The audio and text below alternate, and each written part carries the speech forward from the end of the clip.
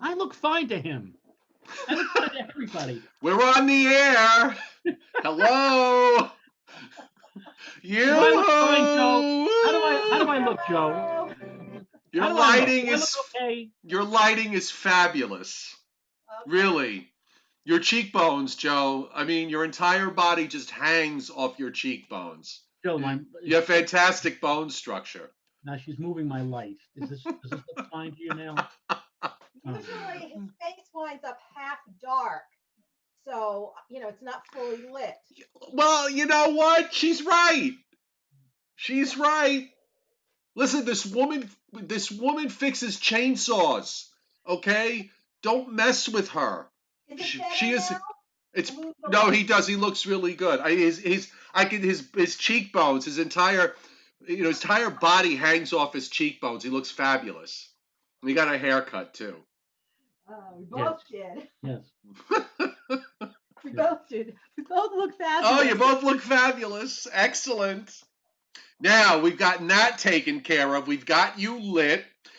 Speaking of being lit, Sal Blandino is flipping out on the chat board because apparently he's just been told that it's going to rain for every weekend for the next 3 years. And you know what? You and I concur. Uh, Sal, lighten up, okay? I blocked you once a long time ago. You're banned from my Facebook page. You're banned from just about everybody else's Facebook page. I'm being nice to you, so behave yourself, okay? No nonsense. Oh, All right. So, so, here we so are. that's a good way to start the show. 92 degrees here at the home base in Putnam Valley this afternoon. And it got to 91 at LaGuardia, but did it get to 90 at the park? I think, what did it get to? 87? 86? Well, Get, I said no 90 in June. did you make a deal with somebody upstairs on this? Well, Kennedy had a sea breeze. I think at one point late this afternoon when LaGuardia was 91, Kennedy was 72. I forgot what hour that was. All right. And Well, Seabreeze finally made it up by me about 4 o'clock this afternoon, so it felt pretty good. I went out. I was walking at the time, so yes. I only did 5 miles today. Only did. Yes. Only did. So, and I kept it local. I walked the hills back over in Sound Beach, and my legs are killing me. Ah, So I see the usual folks are on. Welcome to everybody on this Tuesday, the 9th of June. There's not a whole lot happening, Mr. Rayo, and I want to jump. Let's jump ahead, and before we look at the maps, what are your ideas for the weekend? Because quite honestly, I'm not 100% sold in either direction. I can envision where Saturday will be okay and Sunday will be, I don't want to say, I certainly don't want to say a washout. Maybe Sunday might be a little more problematic with more clouds, but I don't know. I'm not. I don't know how this is all going to play out with this trough that's going to hang out in the east.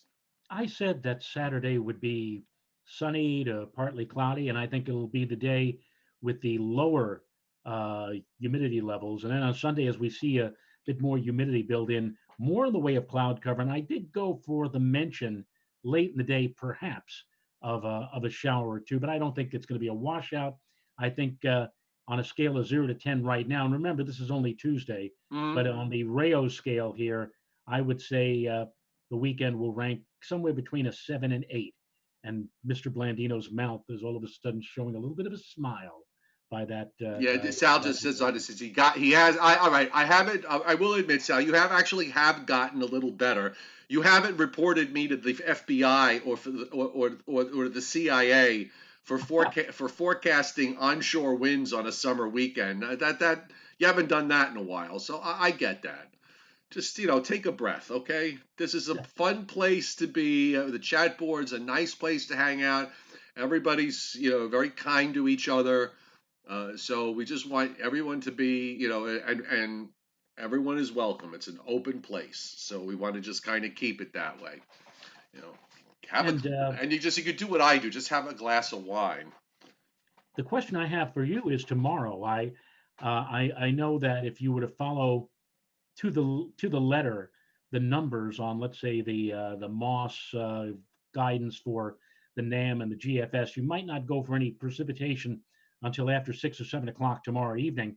But in my mind, whenever we see a real sudden push of higher dew points into the region, sometimes you see these renegade showers pop up or break out Yeah. during the afternoon. And I would not even be surprised if tomorrow, let's say 1, 2, 3 o'clock, somebody did get a brief shower. I wouldn't either. I don't. I think it will be more isolated than, say, it's certainly not going to be widespread. They should be isolated pop-ups. I'm kind of leaning in that direction. Maybe there'll be a small cluster over one particular geographic area, but yeah, I can certainly case for that. Um, and then of course we have to wait for the cold front, and then you see what kind of showers and storms you get. Later Wednesday night. The funny thing is when I was An looking, internet hit. who you took, I took an internet hit. No, or you did. Well, you suddenly froze up. Oh yeah, no, I just got a message telling me that my internet connection is unstable. Oh, okay. Just like my brain. Oh God. Um. By the way, I will not I will not sleep another wink until we are sponsored by Dutch Girl Cleanser.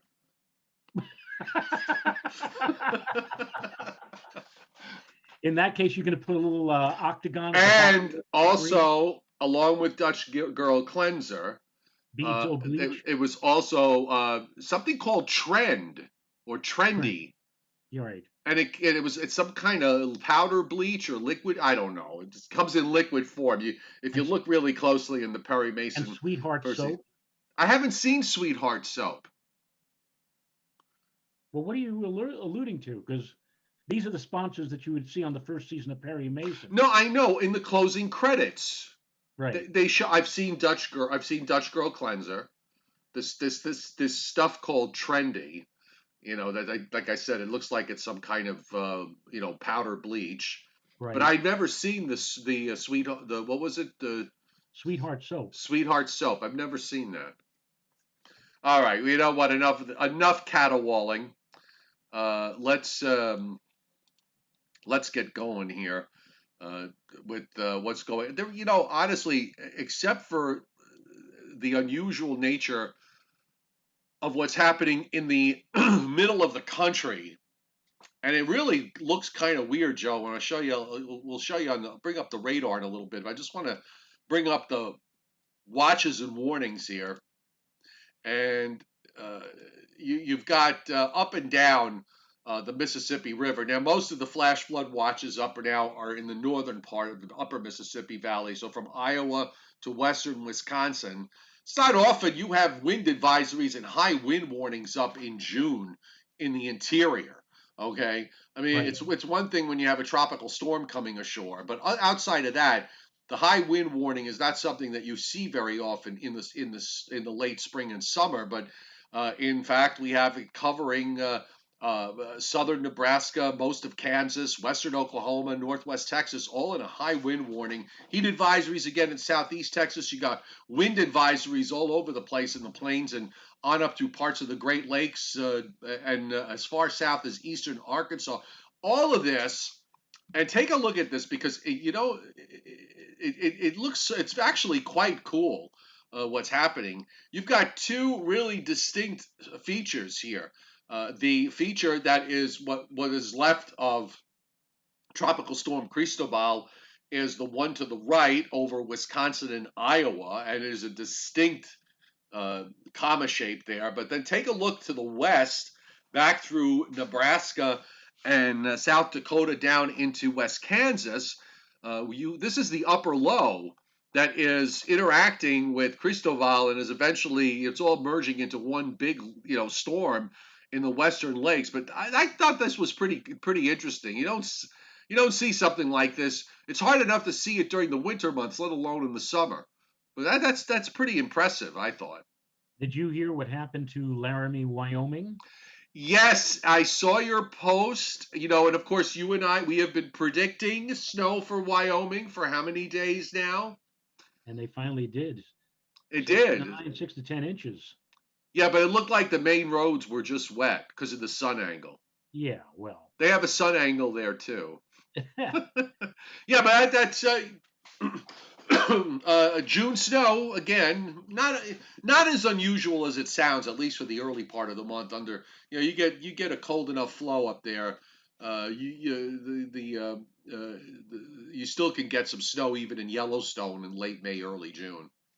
There was an old Bob and Ray skit where they do the interview bit, and Ray was always the one who played the female gender. Sometimes he would do female voices, and like so Bob is interviewing this female. Where are you from, ma'am? I'm from Bondurant, Wyoming. Oh, beautiful country out there. Well, we have winter right into August some years. Oh God, it's true actually. Yeah, Excuse me. So here's your satellite. You got the upper low. I'm going to add a few frames to this thing. You've got the upper low very well defined. And then, of course, you've got the circulation. And we, once again, sitting kind of in a sweet spot here. Some high clouds rolled from Canada across central New England, and those are moving southeast. And we've got this nose of clearing until you get into some high clouds again out to the west. But most of what's back through the Great Lakes, Joe, that's moving more north than it moves east. And I think that buys us a lot of time during the day tomorrow. Other than, as you pointed out, as those dew points start, really soaring up tomorrow, when that warmer, more humid air really pushes through, you could wind up with maybe a pop-up shower or a thunderstorm somewhere.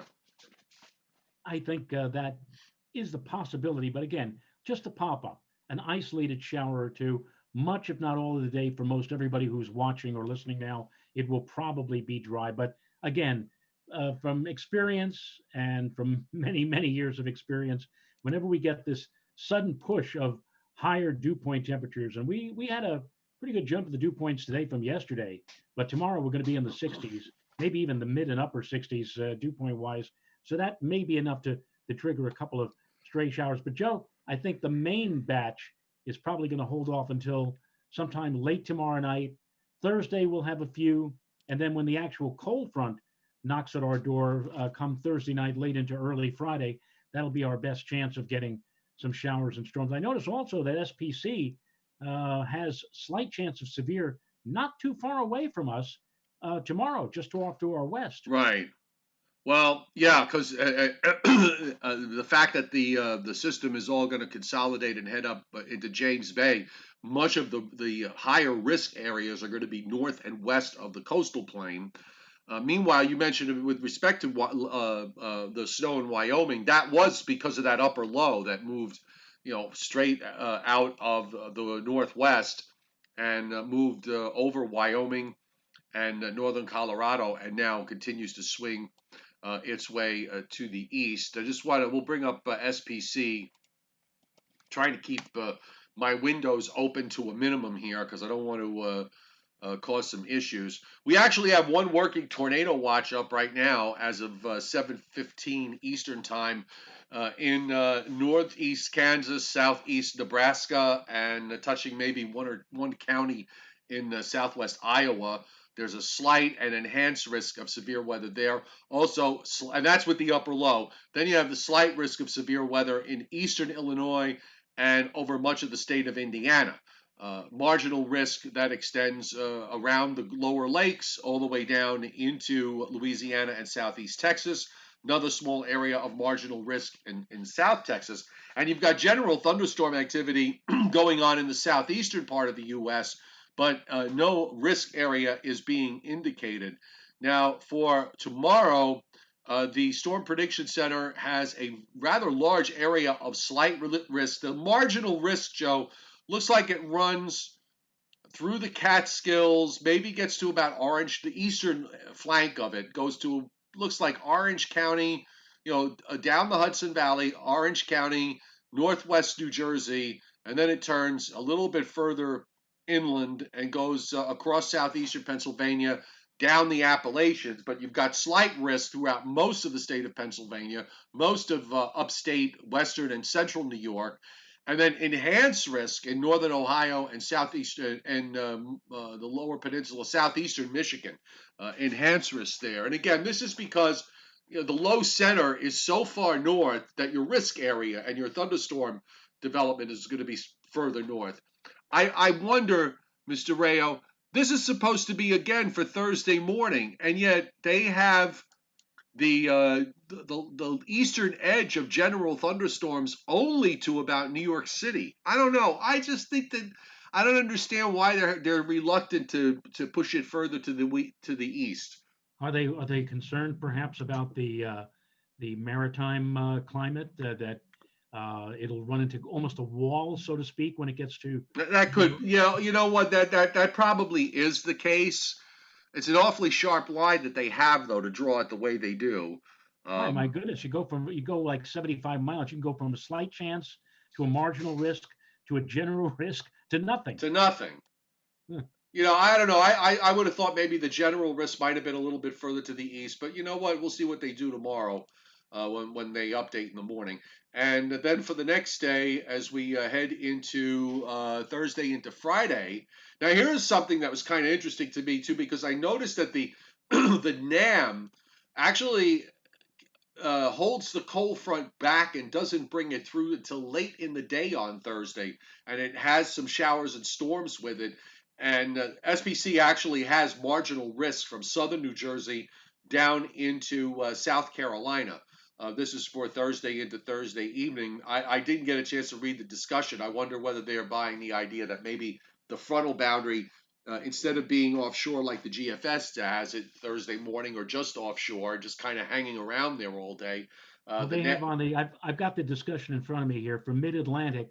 At the surface low will continue north across Quebec with the front stalling across the mid-Atlantic and southeast. That's what oh, they have on the discussion. okay. Then it's understandable that they did the risk area the way they did. I honestly though think that there should have been, I think the marginal could have reached further north into the tri-state area, and I would not be surprised if tomorrow they added slight risk at least to central and eastern sections of North Carolina. Um, I'm not. I can't see how the day before there's this broad area of slight. I know. Well, And, that's my argument too. And then why not just push the margin? Well, we saw what happened on Saturday right, when you try to right, be a rocket scientist. right. The outcome isn't always good, unless you're Elon Musk.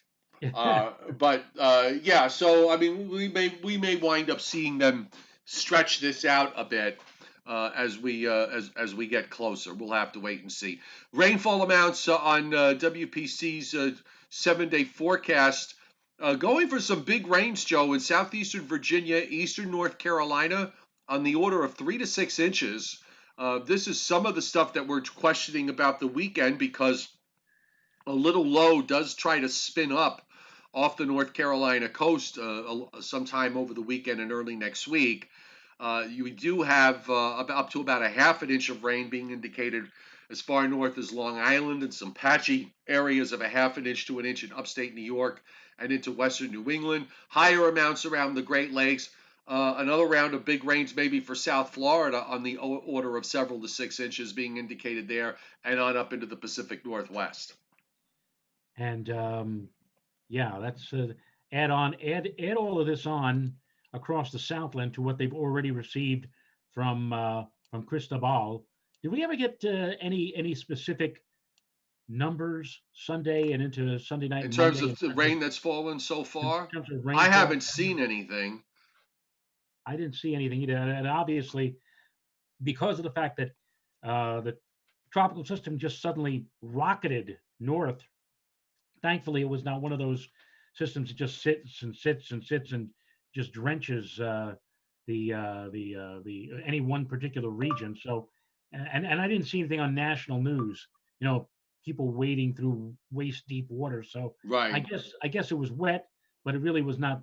You know, terribly wet, or Well, it moved along, yeah, yeah, which is always critical. You want these things uh, to move it along at a decent clip, and not crawling at 5 or 6 miles an hour or worse, where they wind up sitting over one particular spot for 2 or 3 days. So fortunately, we didn't have that to deal with, and so that was definitely definitely a plus. So And going Anthony Orr on the chat board says, I'm no expert, far from it, but I don't see anything else forming into a named storm in the Atlantic Basin over the next 10 days at least." And he said, "Now that I've said that, dot dot dot." But I will tell you one thing, Anthony. Captain Kirk from Weather Trends 360, who we had here about a month or so ago, and specializes in long range forecasting, he said that once Cristobal goes, that he expects a stretch of at least a couple of weeks of quiet weather for the tropics. So you and he are on the same page. But then again, now that he said it and you said it, we'll see The what happens. only thing I would just say as a note of caution is just watch the Southwest Caribbean down in that same area, because pressures are going to be low late this week, and nothing may come of it. But the pressures are going to be low there. Looking at the upper air, of course, we're seeing the remnant low from Cristobal, of course, getting ejected up into Canada. The upper low that follows. This is the deep trough as you watch it went through Montana and Wyoming. That produced the snow, and of course now that lifts it all up to the lakes. You see how far to the northwest this upper trough goes. So this is the reason. If you look at where SPC has the enhanced risk for tomorrow, which is roughly right about this area. This is, folks, this is where the base of the trough is, Right. pretty much, and that's where your severe weather is. We're still dealing with this upper high that is off the Carolina coast. This is Wednesday evening, so this is why we're probably not going to see any kind of widespread activity during the day tomorrow. We're just going to have to wait. And of course, with the upper trough so far to the west, it slows the front down, and it's kind of hard to get it through here, which is why it hangs a bit on Thursday. But finally, it does make it through. Now, here's the issue for the weekend. The trough in the east, while most of it swings into Canada, the southern part of that is going to break off and drop southward into Ohio and Pennsylvania. Kind of makes a little bit of a cutoff low there off North Carolina along about Monday or Tuesday of next week. So this complicates the weekend to an extent. It, but it's not dynamic enough where we're talking about a washout, as we mentioned earlier. And of course, the other thing to note about the pattern is that the very persistent nature of these systems coming into the west, these deep troughs that work their way into the west and then just kind of make their way across southern Canada. Now, there is a ridge that builds. The model showed this yesterday, and it's showing it again today, right around Father's Day weekend, showing a big upper high building in the Ohio Valley, and we're right in it. Come the weekend of Friday, Saturday, Sunday, which is Father's Day weekend. So perhaps that I said yesterday, that might be where I'm doomed with my no 90-degree highs in New York City for June. Unless there's a Sal Blandino backdoor cold front that comes through, but we'll see. And Um, William Huber wants to warn us, Joe, that we should watch for a tropical low development over Rockaway Beach this weekend. yeah. Yes. Okay, no more now. Let's all be nice. It's important that we be nice. So just a quick check of the source region in the tropics on today's run. Let's just run back, see what it's doing. And you do see disturbed weather down in Central America, and there is lower pressure there this weekend and early next week. Again, if something's going to come out, if something's going to happen, this is the place where you're going to see it, with pressures a little bit below normal in that part of the Gulf of Mexico. But at least for now, the GFS has backed off with the idea of spinning up anything important. So back home we go, and we'll just take a quick look at what's happening with respect to the next bunch of days. It's hard this time of year to speculate. There's not much happening. But yeah, here's our front. Of course, you see what happens tomorrow. Just backing it up. Your low goes up to James Bay, and the thunderstorms that are strong in eastern Michigan down into Ohio. Joe gets his little, some of his pop-up stuff that forms inland during the afternoon and evening, and then that front just kind of hangs right along the immediate coast Thursday afternoon. As I said, the NAM is a little more north and west with the front. We get another weak front come through here late on Friday with not much to speak of as far as anything precip-wise. Looks like the high should build in, but look, I'm going to switch to the other map because you'll see the isobars better. But you'll see something tries to spin up there. The front stalls out, kind of hangs off along the North Carolina coast, and you get a little low that spins up early next week.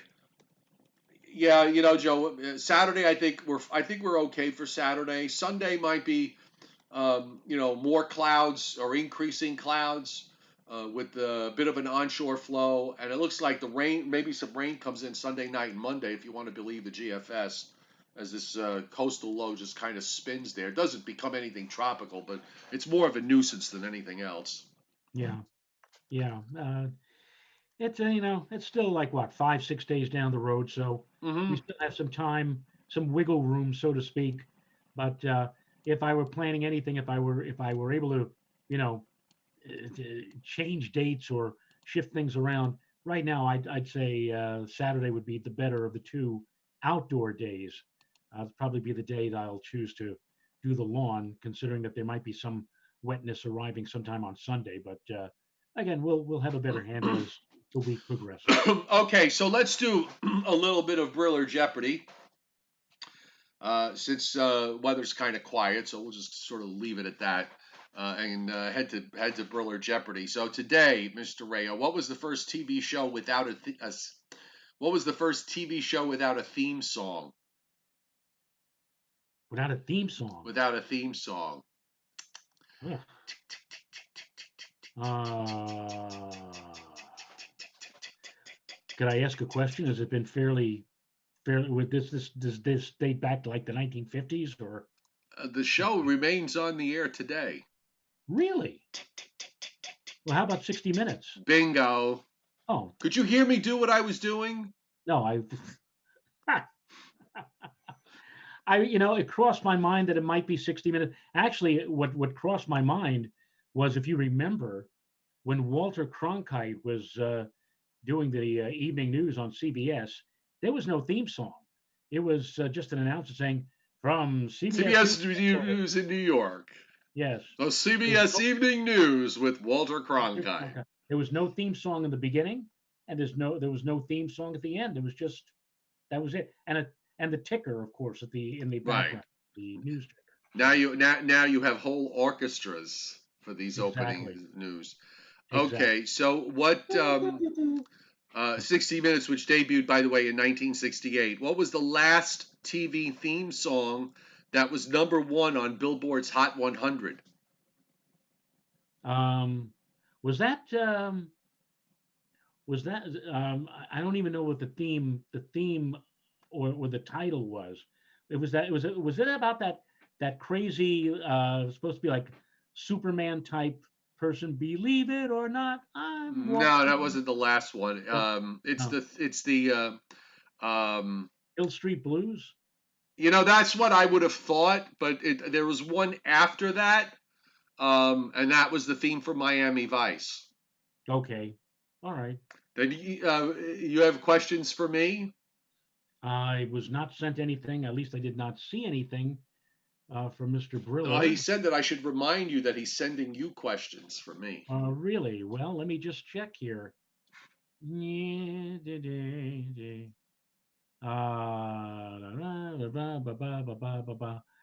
see nothing from Mr. Briller. Oh, wait a minute. Wait a minute. It was all the way down. I get so many of these messages.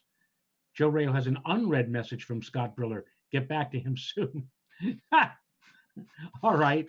So Even your Facebook, even your social media pages lecture you. right.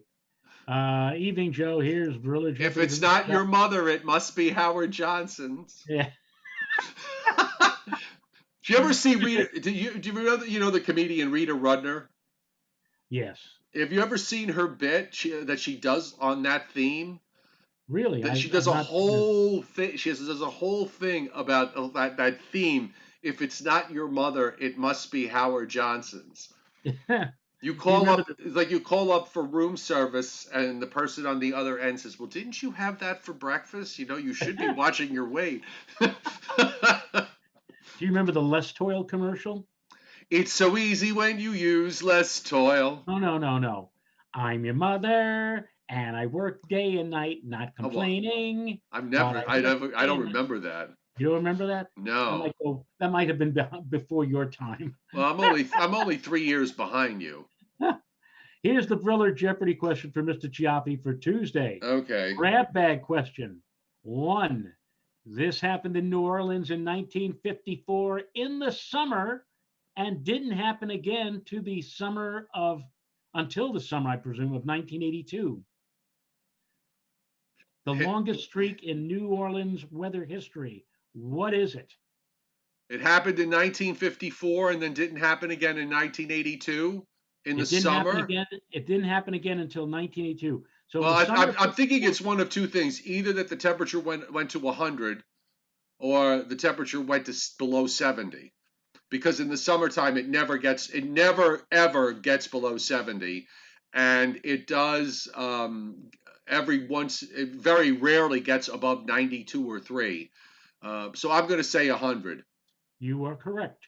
28 years between hitting 100 degrees. Yeah, it really doesn't do it very often because it's so close to the Gulf. It's like in South Florida. And here's number 2. Okay. What state flag is the only one that is not rectangular in shape? What That's state weird. flag A state flag that's not that's not rectangular in shape. So is rectangular? it a square? I guess so. Or well, maybe it's a hexagon?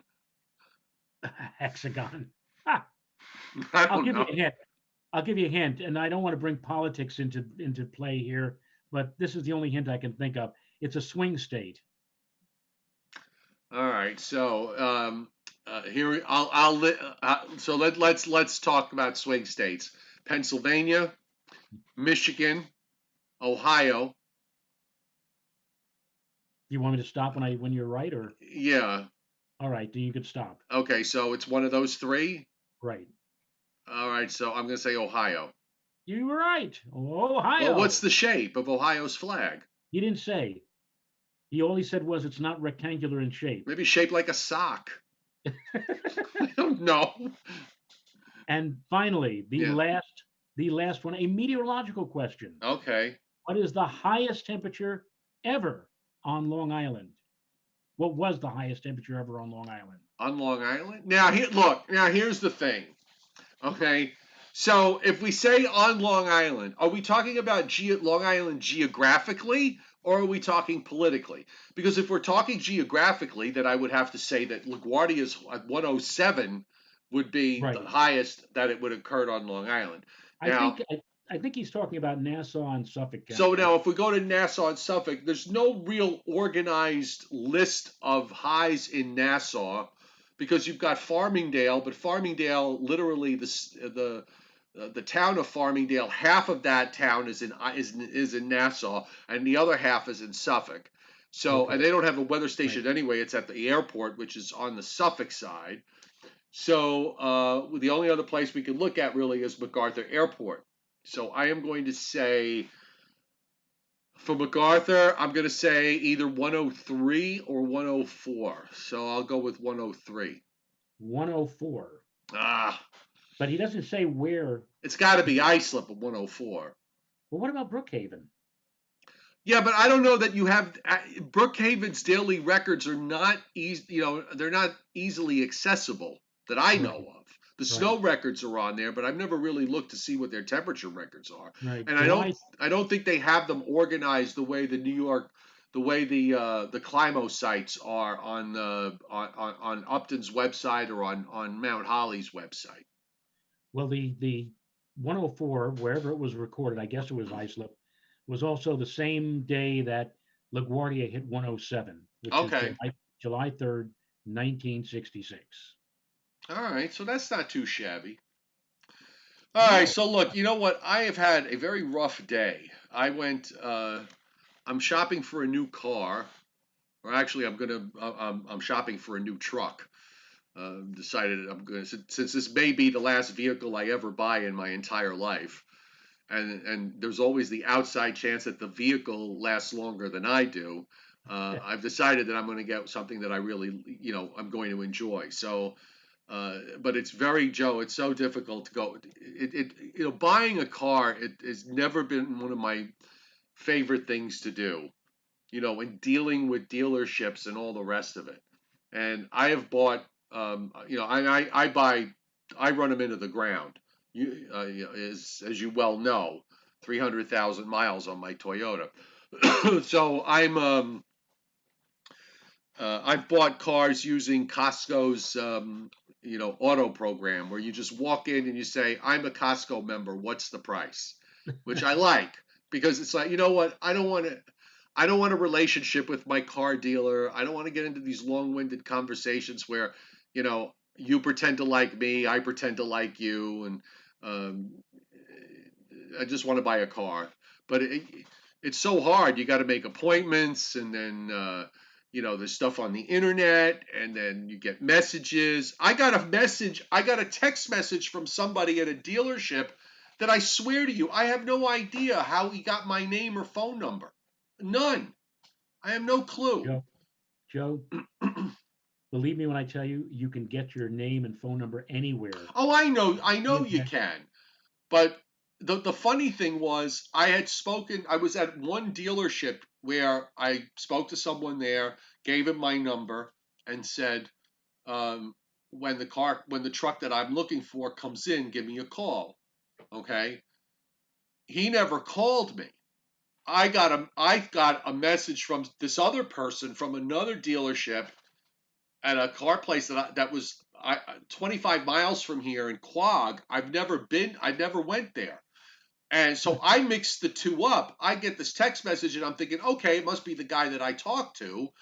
So I got to go down to Route 112 here in Suffolk County in Medford. I'll go down 112 and go see the car. Well, I get there and it's not him. He's not even there. So I have no idea. So it's like all of a sudden I realized this came from a completely, a totally different dealership that I never even set foot in. So it was just one of those Twilight Zone moments. Right. So I made an appointment with somebody that I didn't even know existed. I'm so mad. I found out after I went to sleep last night because usually I stay up. I usually after Perry, think I look at what Twilight Zone episode is. Right. Last night was the episode with Bill Mooney. You're a bad man, Oh, he puts him in the and a cornfield? wish him to the cornfield or whatever. Yeah. And That was and creepy. I never and liked what that episode. and what did the guy want? All he wanted to do was listen to his Perry Como record. Yes. Um, yeah, there was some, I didn't like, I always found that one particular episode very creepy because of how the adults behaved with being terrified of the kid. Right. You know, that was I'm just thinking. I'm thinking about an analogy right now, and I'm not going to say what the analogy no, is. don't say nothing. Um, right. So yeah, I got my I have excuse me, I have Perry DVD'd, and also I got a delivery from Amazon today. I bought a weighted comforter Oh, my because my sister wanted one for Christmas a couple of years ago. yeah, this is I waited. I haven't taken it out of the box yet. It's a 15-pound weighted comforter. I will tell you, you sleep so much better with a weighted comforter as opposed to without one, particularly if you can get your room nice and cold. Yeah. So I'm sure Mrs. Rayo could probably knit one up in a jiffy if you just if you ask her. Oh, wait, when especially on cold nights in the wintertime, Yeah. she has an Afghan. blanket Oh, and, nice. and just puts the Afghan on the bed Yeah, and see, I'm big for sleeping with the thermostat down at 60 right, and with just piles and piles of blankets. You sleep right. you get into deep sleeps. You don't wake up in the middle of the night. You know, if you do, you pee in the bed and you just wait till morning. And sorry, I had to say that. Oh, Um, Joe. all right. So anyway, it's over. Have a good night. We'll see you tomorrow. We'll see you Okay. tomorrow. Thanks everybody for being here. Not a whole lot of weather going on, so we'll see you tomorrow. Sal, lighten up. Okay. Well, he hasn't put anything on the chat board. That's because I've Maybe he's not even stunned. on the chat That's board because I've stunned him to silence. All right. Good night, everybody. Take care. You, Christiopedia. You, Joe. Yeah.